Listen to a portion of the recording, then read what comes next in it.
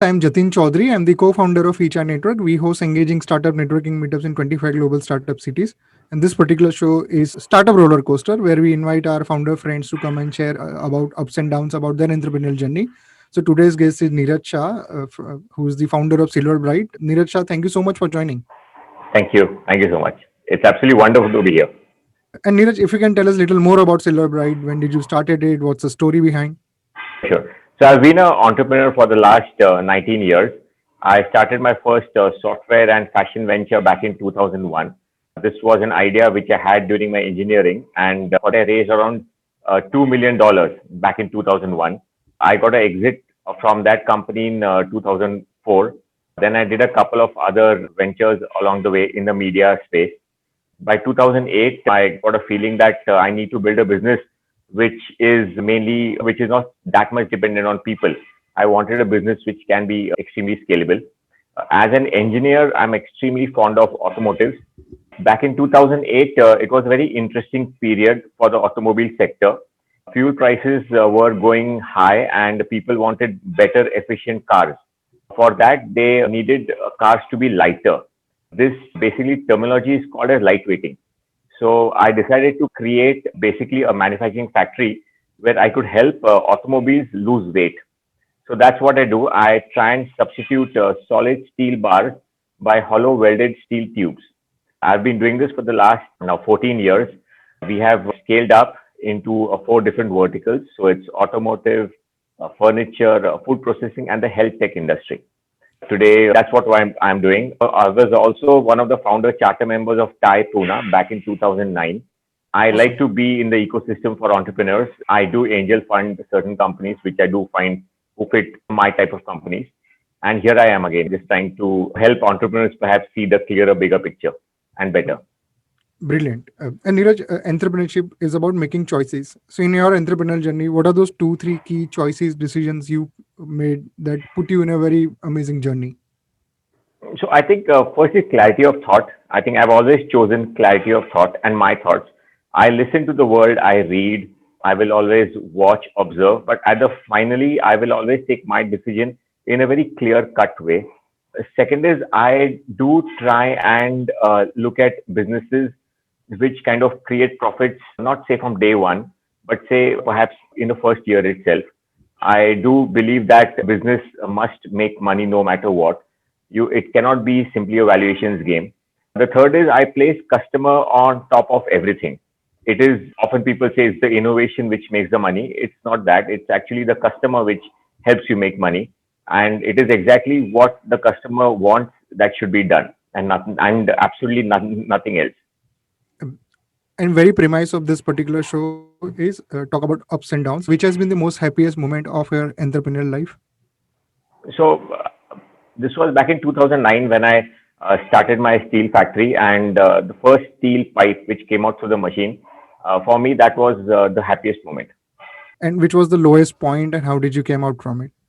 I think when I sold off my first company back to my VC, my investor, that was my lowest point because I believe that I could have taken the company far better path.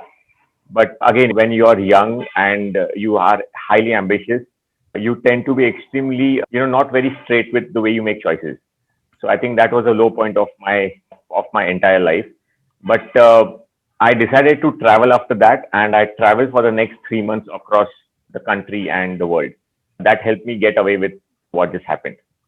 And we talk a lot about learnings from failures, mistakes. So, in your journey, which are those things that you feel that probably you could have done little differently? I think if I am a bit more patient with my customers, I think I can and will grow my business bigger and better. I don't take customers extremely seriously. I think I should do that. I should also try and look at innovations in a bigger and a extremely clear manner.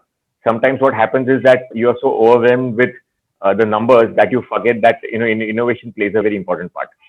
And it's almost 2 decades of being an entrepreneur.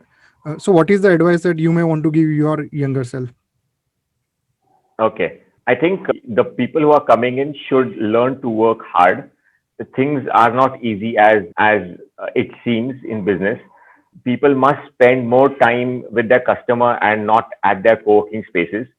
please work from home so you get the pressure of understanding what really work is. Working in a co-working space is an escape. It is not the real deal. And what are the big growth opportunities you are looking forward to for Silverbright in next 1 or 2 years? So I do feel that the market will bounce back extremely bullishly, say by mid next year. I do look at further expanding into two or three other more verticals. I also am looking at different metals other than steel to get into, say it'll be aluminum and copper. I do believe this will be a great platform because I've already created customers. We have around 400 customers across India. So for me, it's just another value-added product for my customers. We'll try to do a rapid fire. Which is your favorite book or a podcast? I read books from a library in Pune, which was established in 1865. And I look at books which are not bestsellers. I look at books which are not recommended by the librarian. I look at books which are far off the shelf and which have dust on them. It's a very peculiar way of saying this, but I seriously do not read what other people read. Any one particular one that you like? Uh, so I read this amazing book on Chanakya Niti. This was an actual renderation of the Sanskrit words into Hindi and into English without any interpretation. I believe that's the greatest book I've ever read till date. Awesome. And if you were not building Silverbright, what else you would have been doing? I would be mentoring more startups. Which anyways you Yeah. But then I would spend much more time. And if you were to describe your entrepreneurial journey in one word, what would that word be? It's a wave which hasn't seen its final rise yet. And entrepreneurship has a lot of highs, but sometimes when you have to take favors from friends or the people we know, which is the most recent favor you had to ask from someone?